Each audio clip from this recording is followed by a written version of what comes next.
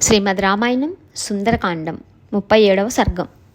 శ్రీరామచంద్రుని శీఘ్రముగా తీసుకొని రమ్మని సీతాదేవి మారుతిని కోరుట, హనుమంతుడు తన వెంట రమ్మని జానకీదేవిని ప్రార్థించుట, ఆమె అందులకు నిరాకరించుట. హనుమంతుని ద్వారా శ్రీరామచంద్రుని కుశల సమాచారములను వినినంతనే సీతాదేవి ముఖము నిండు చంద్రుని శోభలను వెదజల్లెను. ఆమె హనుమంతునితో ధర్మసమ్మతములై అర్థవంతములైన వచనములను ఇట్లు పలికెను. ఓ వానరోత్తమ, శ్రీరాముడు తదేక ధ్యాసతో ఎల్లప్పుడూ నన్నే స్మరించుచున్నాడు అని నీవు నుడివిన వచనములు నాకు అమృతతుల్యములు, అవి ఆనందదాయకములు. అతడు శోకమగ్నుడై ఉన్నాడు అని నీవు తెలిపిన మాటలు మాత్రం నాకు విషసదృశములు, ఇవి దుఃఖకారకములు. అంతులేని ఐశ్వర్యమునందు కానీ దారుణమైన దుఃఖమునందు కానీ త్రాడుతో వలె బంధించి దైవము పురుషుని లాగికొనిపోవును. ఓ వానరోత్తమ, విధివశమున ఆపదకు లోనైన నన్ను, శ్రీరాముని లక్ష్మణుని చూడుము. ప్రాణులకు విధి నిర్ణయము అనుల్లంఘనీయము సుమా. మహాసముద్రమునందు నౌక బ్రద్దలు కాగా ఈదుచూ అలసిపోయిన వాని వలె ఉన్న శ్రీరాముడు ఈ శోక సముద్రం నుండి ఎప్పటికీ బయటపడగలడు? శ్రీరాముడు రాక్షసులను వధించి రావణుని హతమార్చి లంకానగరమును రూపుమాపి నన్ను ఎప్పుడు చేరునో కదా. ఓ వానరోత్తమ, దుష్టుడైన రావణుడు నాకు 1 సంవత్సర కాలము గడువు పెట్టి ఉండెను. అతడు విధించిన ఈ 1 సంవత్సర కాల వ్యవధిలో 10వ నెల నడుచుచున్నది. ఇక 2 మాసములే మిగిలి ఉన్నవి. ఆ గడువు ముగియు వరకే నేను జీవించి ఉందును. కావున త్వరపడుమని శ్రీరామునితో విన్నవింపుము. సీతాదేవిని శ్రీరామునకు తిరిగి అప్పగింపుము అని అతని సోదరుడైన విభీషణుడు ఎంతగా బతిమాలు చెప్పినను రావణుడు అతని మాటను ఏమాత్రమూ లక్ష్యపెట్టుటలేదు. శ్రీరామునకు నన్ను అప్పగించుట రావణునకు బొత్తిగా సమ్మతము కాదు. ఆయువు మూడిన రావణుని రణరంగమున కబలించుటకు మృత్యుదేవత ఎదురుచూచుచున్నది. ఓ కపివరా, అనల అను ఆమె విభీషణుని పెద్ద కూతురు. ఆమె తన తల్లి పంపగా ఇచ్చటికి వచ్చి నాతో స్వయముగా ఇట్లు పలికెను. అవింధ్యుడు అని ఒక వృద్ధ రాక్షసుడు కలడు. అతడు మిక్కిలి తెలియగలవాడు, విద్వాంసుడు, ధైర్యశాలి, ఉత్తమ స్వభావం కలవాడు. రావణుని కడ చొరవ కలవాడు. అతడు రాముని వలన రాక్షసుల నాశము తథ్యము అని రావణునితో నొక్కి చెప్పెను. కానీ ఆ దుష్ట రావణుడు అతని హితవచనములను పెడచెవిన పెట్టెను. ఓ కపీశ్వర, నా స్వామి త్వరలోనే నన్ను చేరగలడు. ఇది నా పరమ విశ్వాసం. నా అంతరాత్మ పవిత్రమైనది. శ్రీరామునిలో ఉత్సాహం, పౌరుషం, బలం, కరుణ, కృతజ్ఞత, పరాక్రమం, శక్తి మొదలగు పలు సద్గుణములు కలవు. శ్రీరాముడు సోదరుని తోడు లేకుండగానే తానొక్కడే దండకారణ్యమునందు 14,000 మంది రాక్షసులను హతమార్చెను. అట్టి మహావీరునకు ఏ శత్రువు భయపడడు? ఎట్టి క్లిష్ట పరిస్థితులను ఆ మహాపురుషుని చలింపజేయజాలో. ఎన్ని క్లిష్ట పరిస్థితులు కూడా ఆ మహాపురుషుని చలింపజేయజాలో. దేవేంద్రుని శక్తి శచీదేవికి తెలిసినట్లు ఆయన ప్రభావం నాకు తెలియను. సూర్యుడు తన తీవ్ర కిరణములచే నీటిని పూర్తిగా ఇంకింపజేసినట్లు సూర్యుడైన శ్రీరాముడు తన బాణ పరంపరలచే శత్రు రాక్షస సమూహములను నుగ్గు గావింపగలడు. శ్రీరాముని ఎడబాటు కారణముగా శోకముతో కృశించినదియు కనులయందు అశ్రువులు నిండినదియు అగు సీతాదేవి ఈ విధముగా పలుకగా ఆమెతో హనుమంతుడు ఇట్లనెను. శ్రీరాముడు నా మాటలను వినినంతనే భల్లూక వానర సమూహములతో కూడిన మహా సైన్యమును వెంటనిడుకొని శీఘ్రముగా రాగలడు. లేనిచో అమ్మా, నేడే నిన్ను ఈ దుఃఖముల నుండి విముక్తురాలునుగా చేయగలను. ఓ పూజురాలా, నా వీపును అధిరోహింపుము. నిన్ను నా వీపుపై చేర్చుకొని ఈ మహాసముద్రమును దాటగలను. రావణునితో కూడా ఈ లంకను పెగిలించి తీసుకొని పోగల శక్తి నాకు కలదు. ఓ మైథిలి, అగ్నిదేవుడు హవ్యమును ఇంద్రునకు అందజేసినట్లు ప్రస్రవణగిరిపై ఉన్న శ్రీరామునకు నేడే నిన్ను అప్పగింతును. ఓ వైదేహి, దైత్య సంహారమునకు సన్నద్ధుడైన విష్ణువు వలె లక్ష్మణునితో కూడి ఉన్న శ్రీరాముడు రాక్షసులను వధించుటకై సిద్ధముగా ఉన్నాడు. మహాబలశాలియు ఆశ్రమ నివాసియు నిన్ను చూచుటకై కుతూహలపడుచున్నవాడును ఆయన శ్రీరాముడు ఇంద్రుడు ఐరావతం మూపుపైనున్నట్లు ప్రస్రవణగిరిపై ఆసీనుడై ఉన్నాడు. అట్టి ప్రభువును నీవు నేడే చూడగలవు. ఓ మంగళదాయిని వైదేహి, నా వీపును అధిరోహింపుము, కాదనవలదు. రోహిణి చంద్రుని చేరినట్లు శ్రీరాముని చేరుటకు నిశ్చయించుకొనుము. నీవు నా వీపుపై ఆసీనవై చంద్రునితోనూ మహా తేజశాలి అయిన సూర్యునితోనూ సంభాషించుచున్నట్లు ఆకాశ మార్గమున పయనించుచు ఈ మహాసముద్రమును దాటుము. ఓ వైదేహి, ఇక్కడ నుండి ఆకాశ మార్గమును నిన్ను తీసుకొని పోవునప్పుడు నా వేగగతిని అనుసరించుటకు ఈ లంకా నివాసులకెవ్వరికీ శక్యము కాదు. ఓ వైదేహి, నేను ఇక్కడికి వచ్చిన విధముగానే ఆకాశ మార్గమున నిన్ను తీసుకొని వెళ్ళగలను సుమా, ఇందు సంశయము లేదు. సీతాదేవి కపివరుని అద్భుత వచనములను విని ఆనందాశ్చర్యములతో పులకిత గాత్రయై హనుమంతునితో ఇట్లు పలికెను. ఓ హనుమంతుడా, ఇంత దూరము నన్ను ఎట్లు మోసుకుని వెళ్ళగలవు? దీనిని బట్టి నీ వానర లక్షణము ప్రకటితమగుచున్నది. ఓ కపివర, నీ శరీరమేమో చిన్నది. నన్ను ఇచ్చట నుండి మహాపురుషుడైన నా స్వామి కడకు ఎట్లు తీసుకొని పోగలవు? సర్వశక్తి సంపన్నుడును వాయుసుతుడును అయిన హనుమంతుడు సీతాదేవి వచనములను విని తనకు అది ఒక అవమానముగా భావించెను.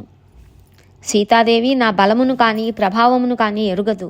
అందువలన నా ఇచ్ఛానుసారము ఆమెకు నా పర్వతాకార రూపమును ప్రకటింతును. వానరోత్తముడును శత్రువులను పరిమార్చువాడును అయిన హనుమంతుడు ఇట్లా ఆలోచించి సీతాదేవికి తన బృహద్రూపమును చూపెను. ధీశాలియగు ఆ కపివరుడు ఆ చెట్టు వేదిక నుండి ఒక్క గంతులో కొంత దూరమునకు చేరి సీతాదేవికి నమ్మకం కలిగించుటకై శరీరమును పెంచసాగెను. ఆ హనుమంతుడు మేరు మందర గిరులతో సమానముగా పెరిగి ప్రజ్వలించుచున్న అగ్ని జ్వాలల వలె వెలుగొందుచు సీతాదేవి సమ్ముఖమున నిలిచెను. పర్వత సదృశుడును ఎర్రని ముఖము కలవాడును మిక్కిలి బలశాలియు వజ్రము వలె తీక్షణములైన కోరలు నఖములు భయంకరమైన ఆకారము గలవాడై హనుమంతుడు సీతాదేవితో ఇట్లు పలికెను. పర్వతములతో వన ప్రదేశములతో ఒప్పుచున్నదియు కోట బురుజులతో ప్రాకారములతో ముఖద్వారములతో విలసిల్లుచున్నదియు అగు ఈ లంకా నగరమును రావణ సహితముగా తీసుకొని పోగల శక్తి నాకు కలదు. అమ్మా, అందువలన సందేహమును వీడుము, మనస్సును కుదుటపరచుకొనుము. నీవు నా వీపును అధిరోహించి రామ లక్ష్మణుల కడకు చేరి వారి శోకమును తొలగింపుము. పద్మపత్రముల వలె విశాలమైన నేత్రములు గల ఆ జానకి పర్వత సమానుడగు ఆ వాయుసుతునితో ఇట్లనెను. ఓ వానరోత్తమ, నీ బల పరాక్రమములను వాయువేగ గమనమును అగ్ని జ్వాలల వంటి నీ అద్భుత తేజస్సును నేను తెలుసుకొంటిని. ఓ వానర పుంగవ, సామాన్య మానవుడెవ్వడైనను ఊహకు అందని సముద్రమును దాటి ఈ ప్రదేశమునకు రాగలడా? నీ గమన వేగమును నన్ను తీసుకొని వెళ్ళగల నీ శక్తిని నేను ఎరుగుదును. మహాత్ములు తమ కార్యసిద్ధికై ముందుగా బాగుగా ఆలోచించెదరు. నేను కూడా ముందు వెనుకలు ఆలోచించి ఒక నిర్ణయమునకు రావాల్సి ఉన్నది. ఓ పుణ్యపురుష కపివర, నేను నీతో ప్రయాణం చేయుట యుక్తము కాదు. నీ వాయువేగ గమనము నాకు తత్తరపాటును కలిగింపవచ్చును. సముద్రమునకు ఎంతో ఎత్తున మిక్కిలి వేగముతో ఆకాశ మార్గమున వెళ్ళుచున్న నీ వీపుపై నుండి భయముతో నేను క్రింద పడిపోవచ్చును. సముద్రము తిమింగలములతో మొసళ్లతో పెద్ద పెద్ద చేపలతో నిండి ఉండును. నేను పట్టుదప్పి అందు పడిపోయినచో వెంటనే ఆ జలజంతువులు నన్ను భక్షించును. ఓ అరిసూదన, నీతో ప్రయాణం చేయుటకు నాకు ధైర్యము చాలదు. ఏలననా, నన్ను రక్షించు ప్రయత్నమున నీ భద్రతకును ముప్పు వాటిల్లవచ్చును. నీవు నన్ను తీసుకొని పోవుచుండగా చూచి భయంకరులైన రాక్షస యోధులు దురాత్ముడైన రావణుని ఆదేశముతో మనలను వెంటాడుదురు. ఓ హనుమ, శూలములను ఇనుప గుదియలను చేతబట్టిన రాక్షస వీరులు నిన్ను చుట్టుముట్టెదరు. అప్పుడు నన్ను రక్షించుచున్న నీ పరిస్థితియు ప్రమాదంలో పడును. నీవేమో ఒంటరి వాడవు, నిరాయుధుడవు, రాక్షసులేమో పెక్కుమంది, పైగా ఆయుధములు గలవారు. అట్టి స్థితిలో ఆకాశమును నీవు ముందుకు ఎట్లు ప్రయాణింపగలవు? నన్ను ఎట్లు రక్షింపగలవు? ఓ కపివరా, క్రూర కర్మలను చేయునట్టి ఆ రాక్షసులతో నీవు యుద్ధము చేయునప్పుడు నేను భయకంపితనై నీ వీపు నుండి జారిపడిపోవచ్చును. ఓ వానరోత్తమ, రాక్షసులు మిక్కిలి భయంకరులు, స్థూలకాయులు, బలవంతులు. వారు ఏదేని ఒక రీతిగా నిన్ను యుద్ధమున జయింపగలరేమో. లేక నీవు వారితో యుద్ధము చేయుచు నా విషయమున ఏమరపాటుతో ఉన్నచో నేను పడిపోగలను. అప్పుడు పాపులైన రాక్షసులు పడిపోయిన నన్ను తీసుకొని పోవుదురు, లేదా నీ చేతి నుండి నన్ను వారు హరించుకొని పోవుదురు. లేక చంపివేయుదురు. యుద్ధమునందు జయాపజయములు అస్థిరములు అని అందరూ ఎరిగినదే కదా. ఓ వానరోత్తమ, రాక్షసుల చేత భయపెట్టినబడిన దానివై నేను ఆపదల పాలును కావచ్చును. ఓ వానరోత్తమ, రాక్షసుల చేత భయపెట్టిన దాననై నేను ఆపదల పాలును కావచ్చును. అప్పుడు నీ కృషి అంతయు వృధాయే అగును.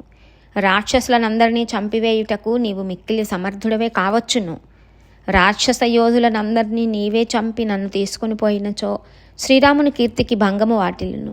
లేదా రాక్షసులు నన్ను తీసుకుని పోయి ఆ వానరులు కానీ రామలక్ష్మణులు కానీ తెలుసుకొనలేనంత రహస్య ప్రదేశమున దాచి ఉంచగలరు. అందువలన నన్ను తీసుకుని పోవుటకై నీవు సంకల్పించిన ప్రయత్నం అంతయును వ్యర్థమే అగును. కావున ఇక్కడికి శ్రీరాముడు నీతో కలిసి వచ్చుటయే మంచిది. ఓ మహావీరుడా, మహాత్ముడైన శ్రీరాముడు, ఆయన సోదరులు, నీవు నీ రాజైన సుగ్రీవుడు, ఆయన పరివారము, వీరి అందరి జీవితములు నాపైననే ఆధారపడి ఉన్నవి కదా. ఆ రామలక్ష్మణులు ఇరువురును నిరాశపడి శోక సంతాపములచే కృషించిన వారై భల్లూక వానరులతో కూడా ప్రాణములను విడుతురు. ఓ వానర పుంగవా, నా పాతివ్రత్య ధర్మమును అనుసరించి శ్రీరాముని తప్ప మరి ఒక పురుషుని శరీరమును నా బొందిలో ప్రాణము ఉండునంత వరకు తాకను. రావణుడు బలవంతముగా నన్ను అపహరించుకొని వచ్చినప్పుడు నాకు వాని శరీర స్పర్శ కలిగినది. ఏలనన స్వయముగా ఎదుర్కొనగల శక్తి లేనిదానను, పరాధీనురాలను. పైగా నన్ను రక్షించు నాథుడు అచట లేకుండెను, నేనేమి చేయగలను? శ్రీరాముడు దశకంఠుని సపరివారంగా పరిమార్చి నన్ను ఇచ్చట నుండి తీసుకొని పోవుటయే ఆ మహావీరుని స్థాయికి తగిన పని.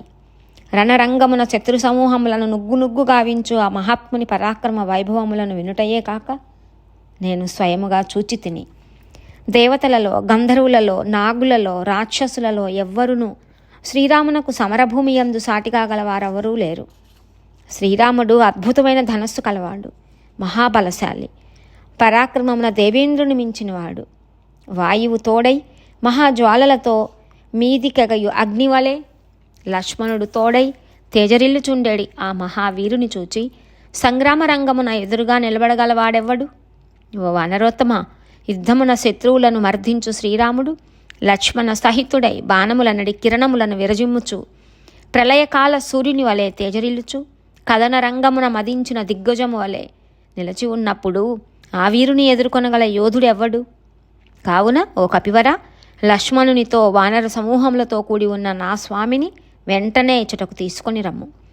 చాలా కాలము నుండి రామవిరహ శోకముతో కృషించి ఉన్న దానను శ్రీరాముని తోడ్కొని వచ్చి నాకు ఆనందమును కూర్చుము అని సీతాదేవి కపివరుడైన హనుమంతునితో పలికెను. ఇత్యార్షే శ్రీమద్ రామాయణే వాల్మీకియే ఆదికావ్యే సుందరకాండే 37 సర్గః. వాల్మీకి మహర్షి విరచితమై ఆదికావ్యమైన శ్రీమద్ రామాయణమునందలి సుందరకాండమునందు 37వ సర్గము సమాప్తం.